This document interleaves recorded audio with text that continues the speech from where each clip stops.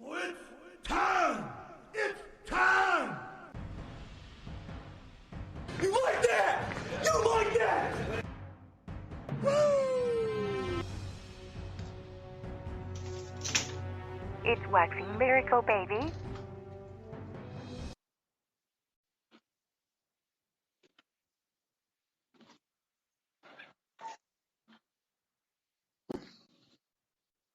I'm very well, sir.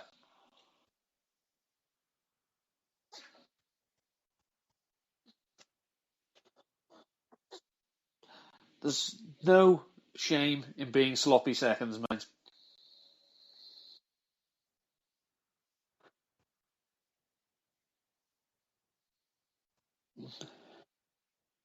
Mm-hmm.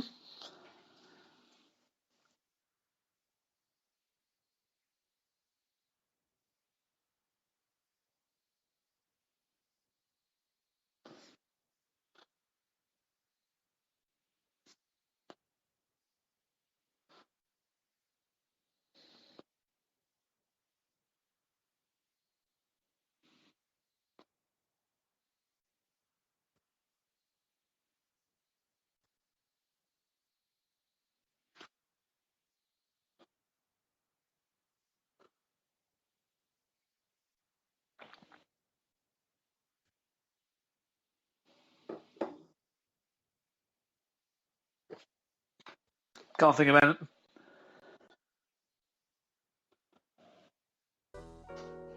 Hot in, so hot in here, so hot in.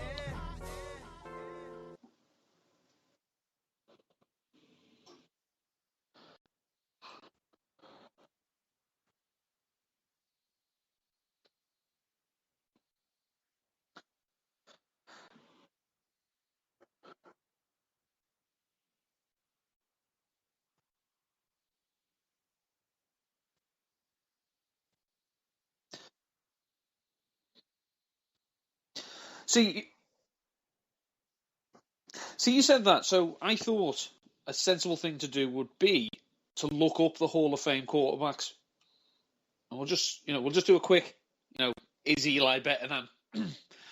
This is the modern era because so the running backs and quarterbacks. There's 24 in the pre-modern era in the Hall of Fame. There are 25 quarterbacks in the modern era in the Hall of Fame. Okay, alphabetically. Troy Aikman, George Blanda, Terry Bradshaw, Len Dawson, John Elway, Brett Favre, Dan Dan Fouts, Otto Graham, Bob Greasy, Sonny Jurgensen, Jim Kelly, Bobby Lane, Dan Marino, Joe Montana,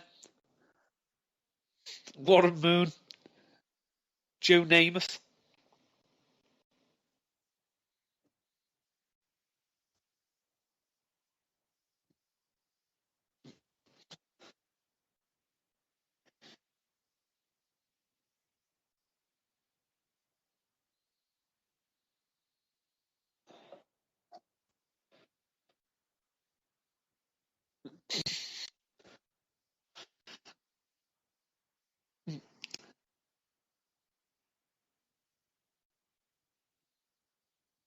Yep.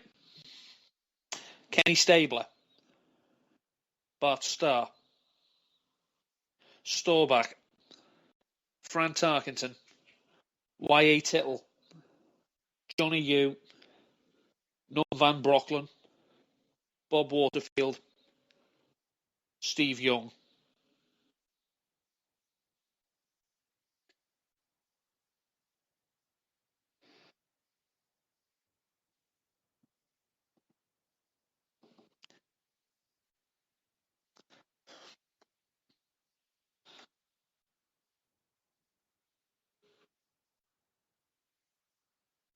Yeah.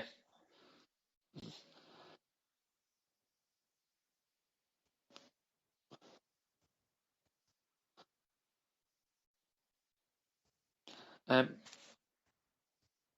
yeah, a talentless, no good hack did say that Eli Manning is basically if Kirk Cousins had a famous dad, a famous brother, and 2 lucky Super Bowls, he'd be Eli Manning.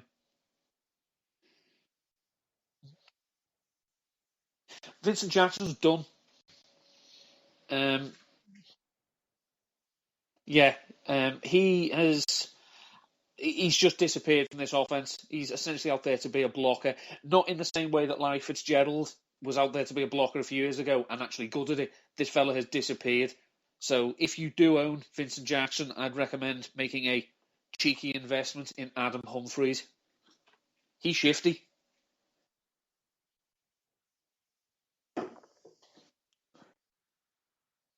He's a white slot receiver. Yeah. Mm-hmm.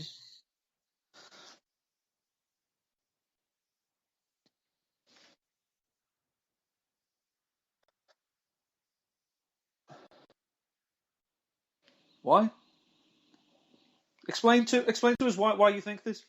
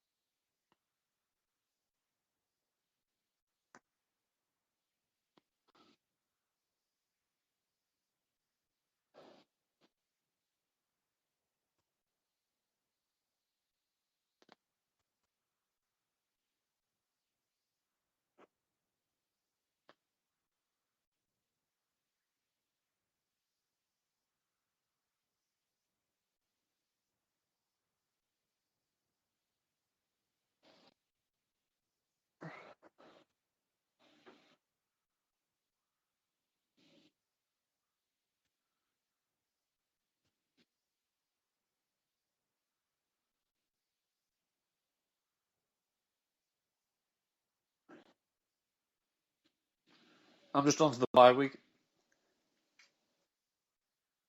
Must you?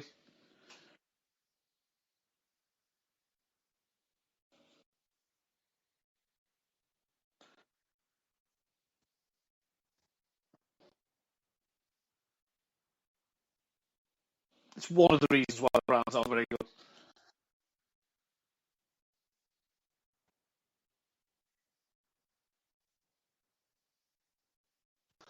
The point could be made, yeah. But look at how many people the Browns have picked and then let go turn out to be very good. Most of them are on the Patriots now. The Packers' offense looked like it had got back something of its old self, certainly for at least one half. So maybe we can get back on board with Rodgers, Jordy Nelson. Randall Cobb has no value at all.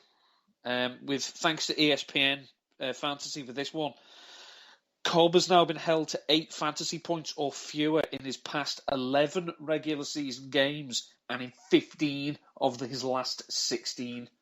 So over the course of a full fantasy season, he has gone more than 8 points in one game. Bye. Mm-hmm.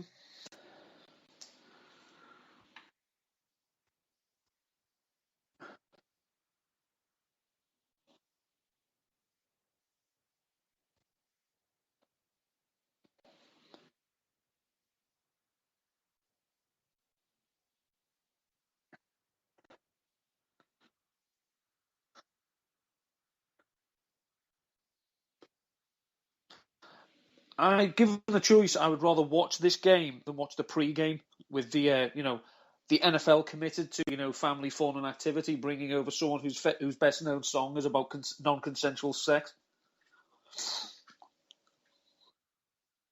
Interesting fact though about the game: the Colts haven't allowed a receiving touchdown in 2 games. Mm-hmm. The wide receiver to own in Washington is Jamison Crowder, not Deshaun, not Pierre Garçon, and not fade Doxson. It's Jamison Crowder. He's seeing 7 targets or more in every game this season.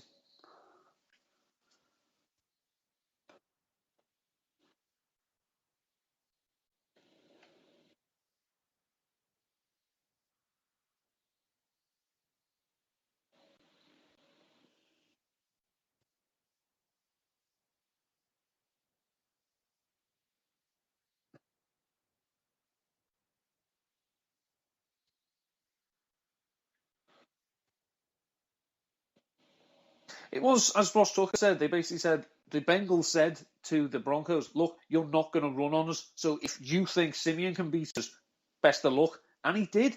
So hats off to him. But we say this, it's better than they were last year. That's because they've got a quarterback in who's running Kubiak's offense rather than a quarterback in who can't run, has no arm, and is trying to run some weird hybrid between his offense and Kubiak's. I'm all burnt out this week.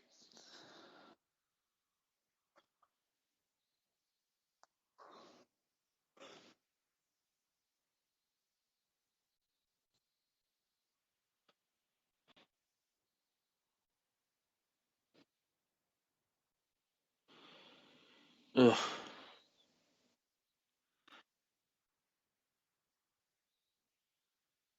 The games of the week. Touchdown, 85 yards. He's going to score. He's going to score. He's going to score. Touchdown.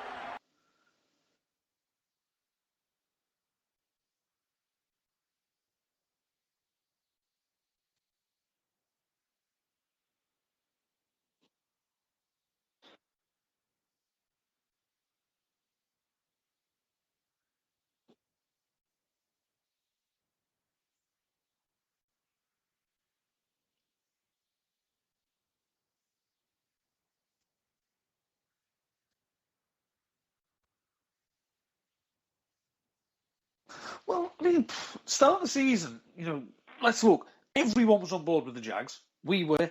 We fell into it again. The rest of the country seemed to be buying it, and it was a divisional game against a quarterback who's on the comeback trail in Andrew Luck. On paper, it looked a good game. It's just unfortunate. But that said, in 2013, the Vikings v the Steelers looked like a good game, but it was 2 0-3 teams who came in, and that was a good game. That was a good game. Yeah, so I'm not saying this one is destined to be a classic, to match any sporting event ever taking place at Wembley Stadium, but it might be a better game than we think. I just don't want to see I'm just sick of seeing the Jaguars decide, okay, it's short yardage with 3rd or 4th down, let's throw it short of the line of scrimmage. Do you want to try and go deep a bit, please, Blake, and stop throwing it to the opposition?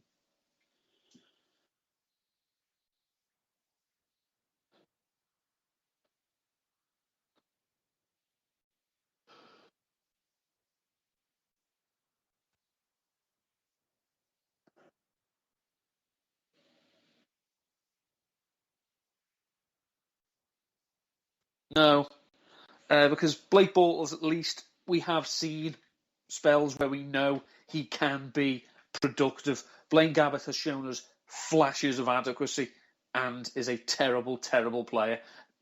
Blake Bortles, I believe, can be fixed. It's just that he seems to be regressing into something of a funk, and it might be a mechanical issue. I know Chris Wessling tweeted something about his mechanics earlier and actually called him Bottles. So I think it was a Freudian slip by a tweet suite. Whereas Blaine Gabbert is basically holding on to his job because I just don't think the front office want Colin Kaepernick to play.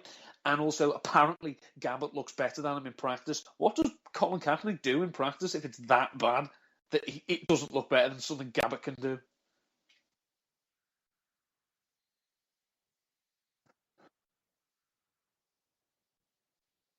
Okay to play in the NFL. Okay to play in the NFL. Bollocks.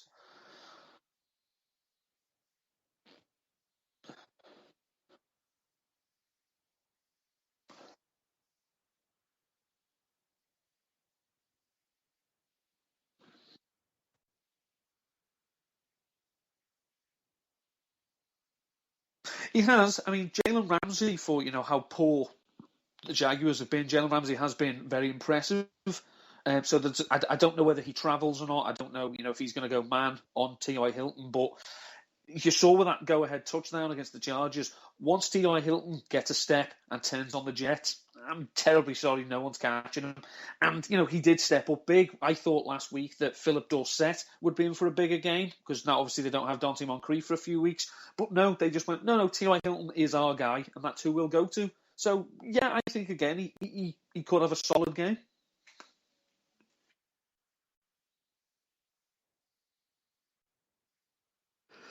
I'm going to take the over, and I'm going to take the Jaguars.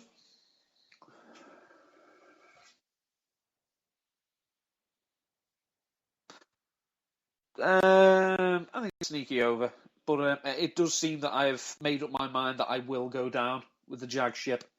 If we can just get Dan Hanses to give us that rendition of White Flag.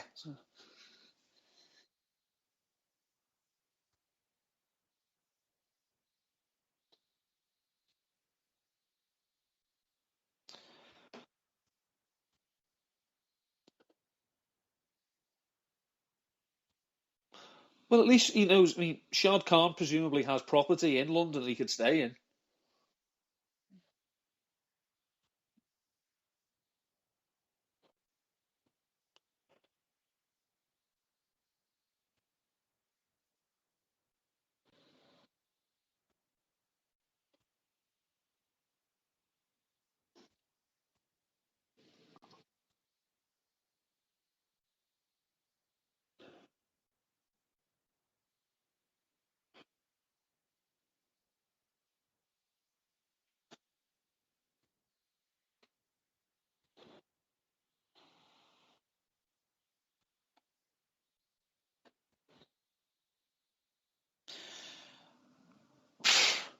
Terrell Pryor had a wonderful game and did something that only Frank Gifford, I think, has done. Frank Gifford, of course, is a Hall of Fame running back from the 50s and 60s. In the sense he had the number of passing, receiving, and rushing yards in one game. Let's not go crazy here. Terrell Pryor is a physical freak. Ross Tucker, our friend of the pod, has said several times he was the best natural athlete he ever saw at high school football. He is a converted quarterback / wide receiver / tight end / safety / kicker / hot dog seller. And yes, he had an excellent, excellent game and one for the ages against the Miami Dolphins. So I think we need to pump the brakes a little bit. Cleveland, put it this way, if it hadn't been for Pryor, they would have probably been blown out because he did step up. I can't see him having the same again because you'd like to think the tape is there now, so people might be a bit more prepared for it. So he'll get you some points, but I'm not rushing out to slam him into every single one of my lineups.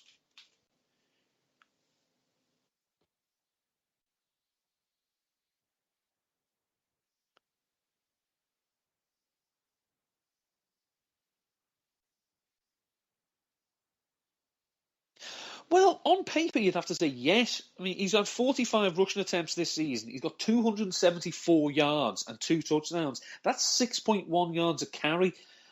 But, 85 of these yards, they come in one rush. So let's take that down. It's now 190 odd yards on 44 carries. 40 of those yards came in garbage time against the Eagles. So, if you see what I mean here, he's not exactly getting an awful lot of meaningful touches, and he's not. Let's say his carries 15, 18, and 12. So it's a good sneaky play, but you just wonder that this game could get out of hand quickly, and that if Cody Kessler might be, we haven't seen enough of him to know if he's going to be a check down Charlie to Duke Johnson. So yeah, he's not. It's probably a running back 2 flex option in daily. But in redraft, I think you'd have to be pretty short on options, even with only 2 teams in a bye, to want to put him in, even against a pretty pitiful Washington rush defense.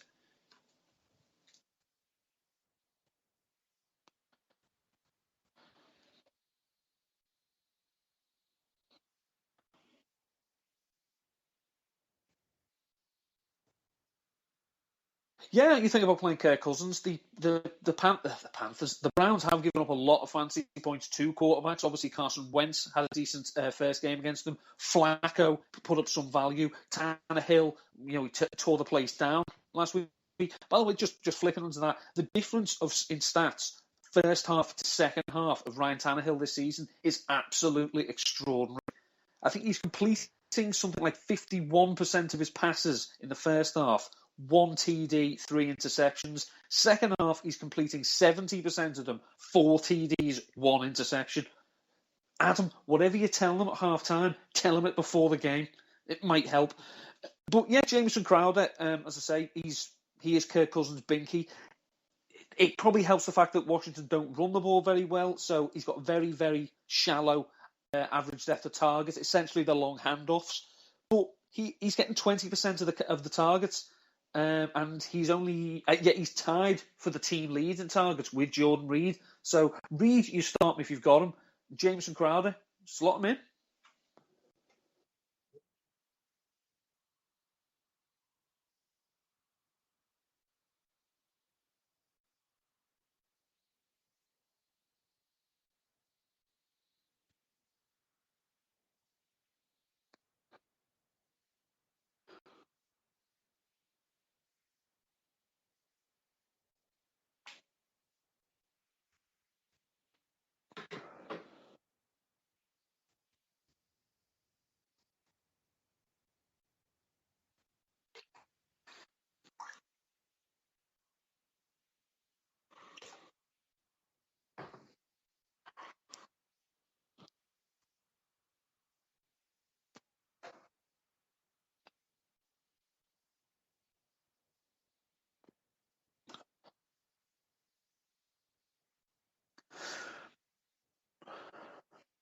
But that's the important thing to remember, is that Cleveland are trash, and this is where Kirk Cousins makes his money.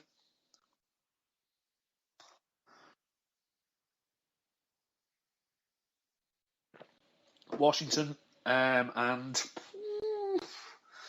45.5. I'm going to take the under, because I think the Cleveland offense is hapless, and I think Washington will get enough points to win it. Which is how you win games.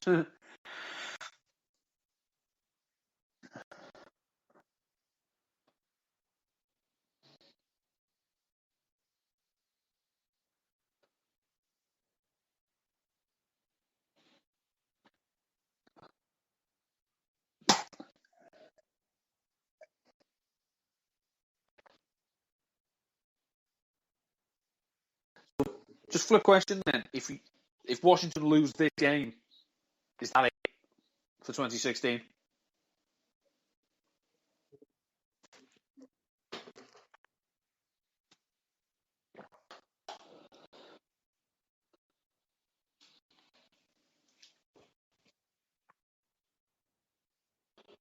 Mm-hmm.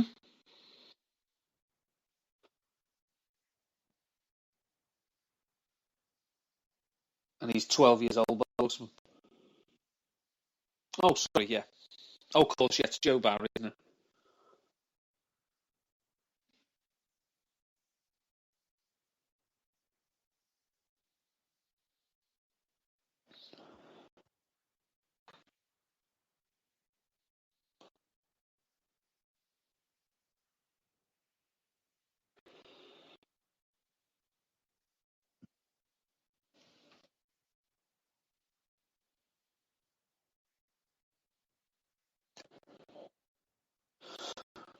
You could argue that the Eagles' defensive game plan, which was basically, we're going to stuff the run, we're going to try and take Antonio Brown away, and if you want to try and hit on shot plays to Sammy Coates, Marcus Wheaton, and beat us that way, we're happy to let you try. That seemed to work. DeAndre Williams got very little done. Sammy Coates had one, I think it was a 42-yard completion. That's out. He literally just blew past his man because he be quick. Marcus Wheaton is a terrible, terrible football player and dropped a certain touchdown and a third down conversion not long after it. So I'll keep going back to this. This Steelers offense doesn't sit right with me. There's something about it. I think the Eagles have shown that it can be frail. There is one huge difference, though, between that team last week and this team this week, and that is ring that bell.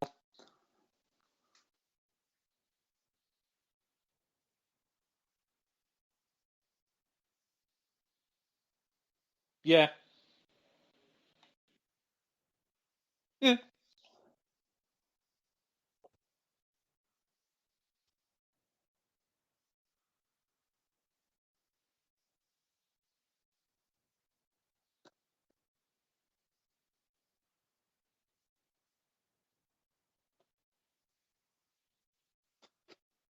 No. I did like, I mean, I'm a big fan of Jim Swartz's scheme in this, and as you know, I'm a big fan of him as a person. There was a fourth, and I think it was a 4th and 9 the Steelers had. So literally, the Eagles rushed 4, had everyone else on defense 10 yards back. So essentially there were no linebackers. There was just the front fours to get through, and you're not picking up these yards. And he just looked and thought, Ben, just dump it off give it to Brown and see if he can manufacture the yards, and he just couldn't do it. The Chiefs' defense isn't the Chiefs' defense at the moment, so I think he could have not an easier day, but I think Roethlisberger will have more of closer to one of those days where everything clicks than he will a day where he just can't do anything right. Still hasn't thrown a touchdown at Lincoln Financial Field, but he has only played there twice.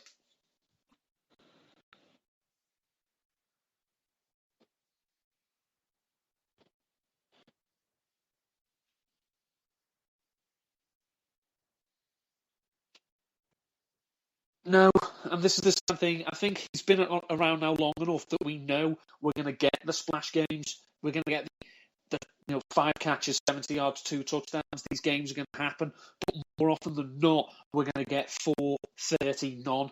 It's just the way it is with the Chiefs, unfortunately. I mean, you'd think, such a big physical weapon, baby Gronk, that he'd be Alex Smith's security blanket, but he isn't. So, obviously, if you want to commit to an every week tight end, you put him in. But if you want to, if you don't, this is one of the reasons why his draft position is always slightly baffling. It's either far too high for such a poor level of consistent production, or it's far too low for someone who you think, well, he's their only option at tight end. So you're going to get very bad weeks with Kelsey, and I don't even think you're ever going to get fabulous weeks that like Gronkowski or Jordan Reed last season gave you.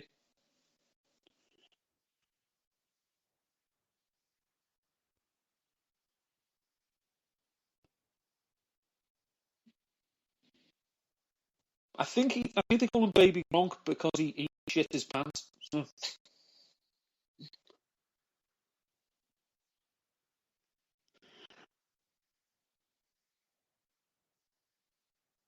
I'm going to take. I'm going to take the Steelers because I just think there's something amazing about the Chiefs. They're not. I mean, let's be honest. They didn't win last week. They were given it. You know. So I just think they're a little bit inconsistent. A team that I thought had a chance to be 3-0 by now going into this. So they're 2-1. But the defense just looks ropey, and I can't imagine the Steelers being that bad again, especially not without the pass rush the Eagles were able to generate. Um, I'll take the over.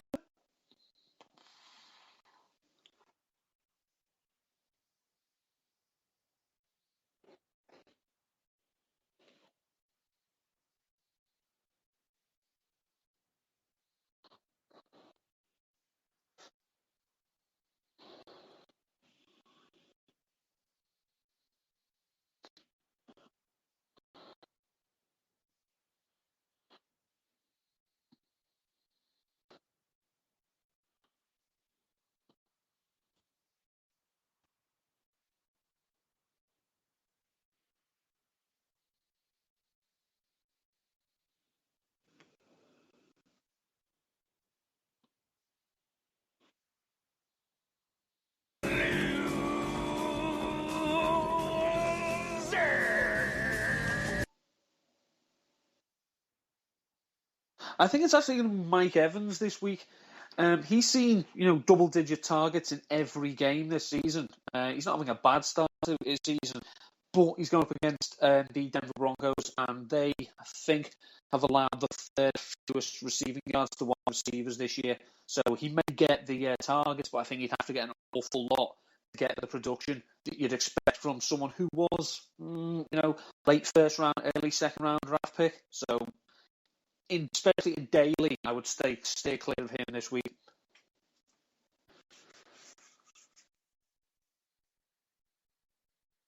Hello, darling. Greg Olsen, the Falcons, they're playing this week, divisional matchup. Doesn't it seem the Falcons are always playing divisional games?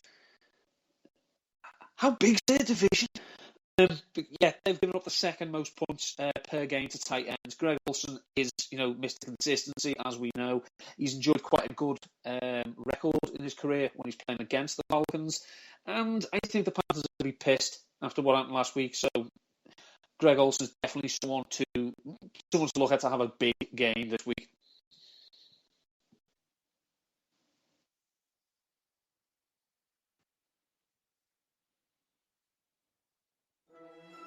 Mainz and Dutts, Daily Fantasy Team of the Week. Show me the money.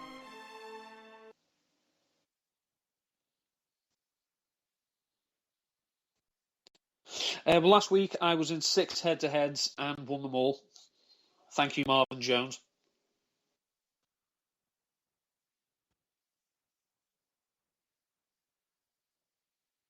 I don't like being surrounded by drunks.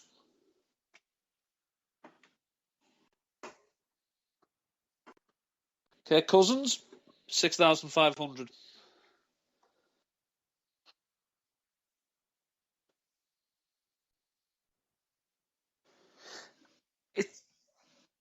Hit into the lesson. I mean, I think it's getting Cousins for that price has enabled me to get some nice pieces elsewhere in the team. So quarterback is actually the spot I pick last. So, yes. Well, obviously, you look at the matchups and then you think, okay, I say I'm big on wide receivers, so I want to make sure I get at least one stud wide receiver in if I can. Then try and basically complement them. If I can get a stud wide receiver quarterback, that's good. But ideally, I always like to have at least one stack in the team. I like ideally a quarterback and one of the wide receivers or the tight end.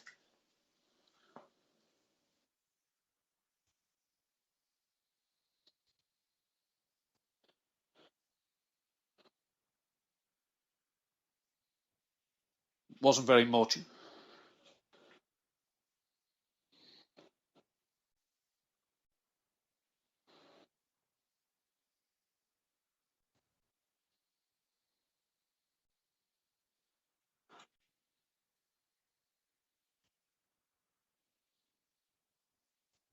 David Johnson, he is the only thing that seems to be working consistently in Arizona. He's 7,800 and they're playing the LA Rams, but I think basically they're going to have to ride him until everything else gets right.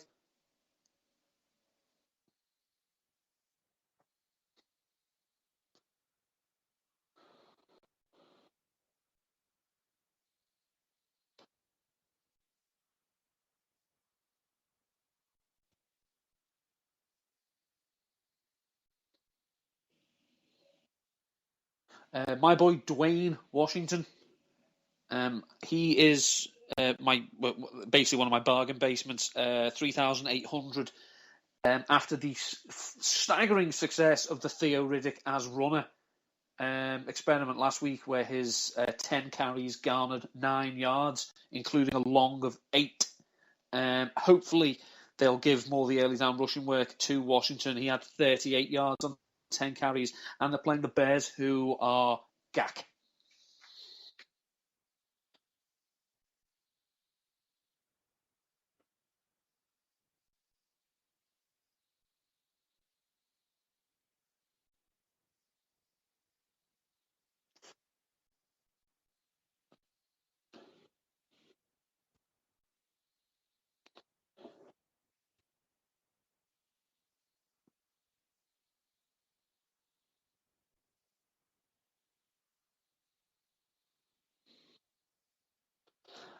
Antonio Brown, 9,700. Chiefs, the corners are quite good. Marcus Peters loves an interception, but the volume's always going to be there for Brown. So he was a safe pick thanks to the savings I made elsewhere.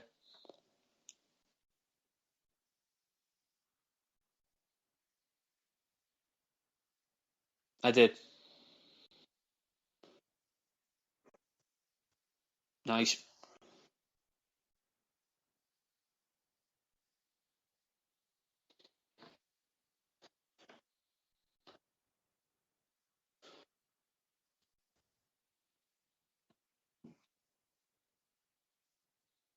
Mm-hmm.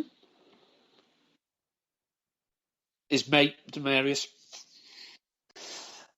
6,700, same rationale. Tampa Bay's defense they can't stop anything. It doesn't look like they'd stop a runny nose at the moment. So, and given it was a slight toss up between Demarius and Emmanuel Sanders, but I just prefer DT.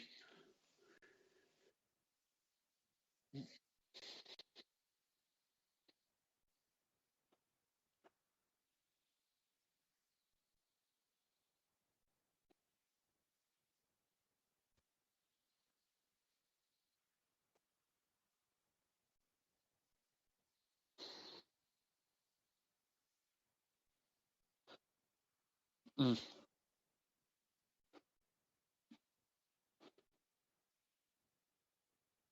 yeah, try telling him how great he is, how you've always admired him. That might throw him off his game. My wide receiver 3 is the wide receiver 1 in Dallas, Mr. Cole Beasley. Mm, he has. We have said in the past, and I especially bang on about this, that a tight end is a rookie quarterback's best friend. Cole Beasley, slot receiver, he's always open. I said this last year. Some wide receivers make catches, others make plays. Cole Beasley just seems to make plays. Des Bryant's a little bit nicked up, but even if he wasn't, Beasley's been getting the bulk of the targets. So 3,900 playing the San Francisco 49ers, who are trash.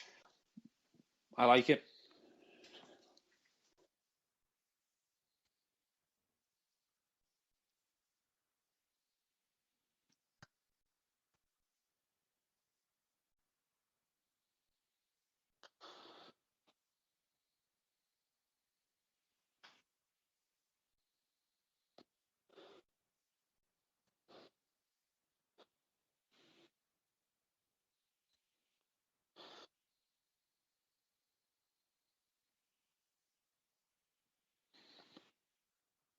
Dennis Pitta. Um, the Raiders historically don't acknowledge that tight ends exist, which is why they don't bother covering them. 3,900. He's second on the team in targets behind the aforementioned Steve Smith Sr. He hasn't got to the end zone yet, but he has got, I think it's at least 5 targets in every game. He had a 100-yard receiving game in week 2.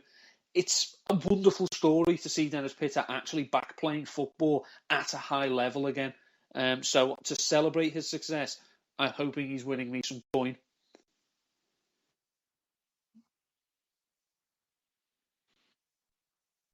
Jameson Crowder. So I get the Cousins Crowder stack.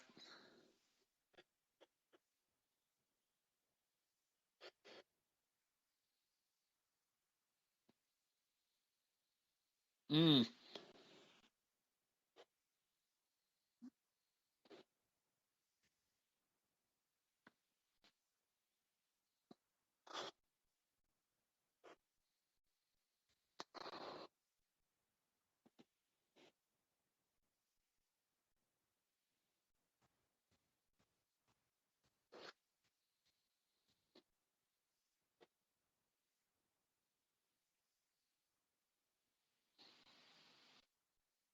The Houston Texans.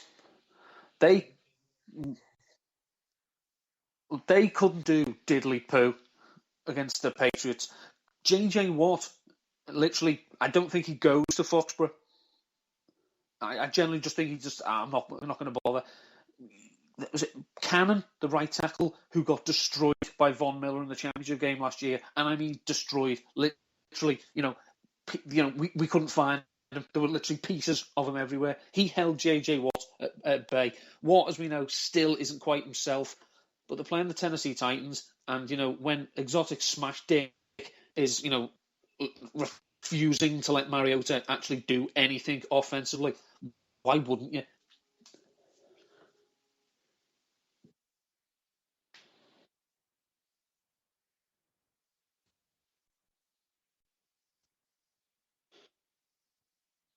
It's.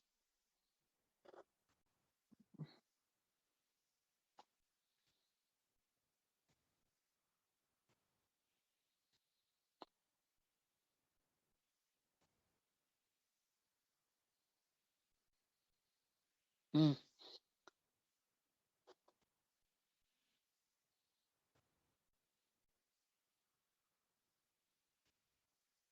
I mean, the situation with Mariota in Tennessee, it reminds. If you listen to the lyrics of the Meatloaf song, "I'm Gonna Love Her for Both of Us," literally the lyrics of that song is pretty much what it is. It's like, look, I know you like him, but we think we like him more, so we'll take him off your hands and we'll love him for both of us. So literally set him free. And if you, by doing that, if you have to get rid of his head coach, as heartbreaking as that would seem, please do it as soon as possible. Quarterback is Kirk Cousins. Running back was David Johnson. Dwayne Washington.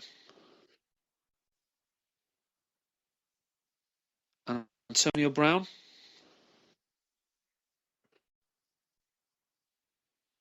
Demarius Thomas. Sir Cole of Beasley. Dennis Pitta. Jamison Crowder. The Houston Texans.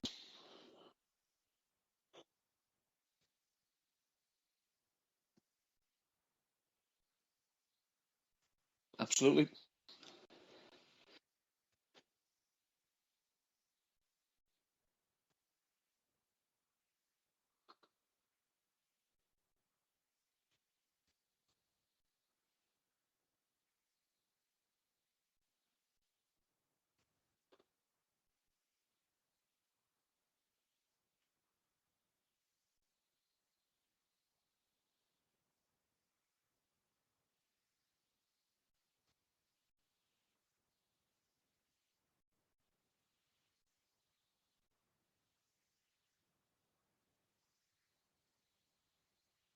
We won't read it.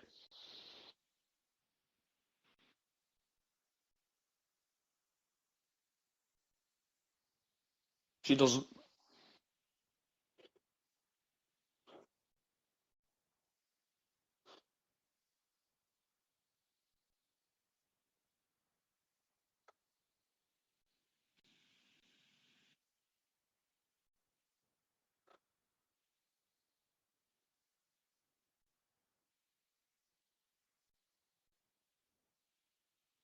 I'll put it on Twitter. It's already on toilet walls everywhere.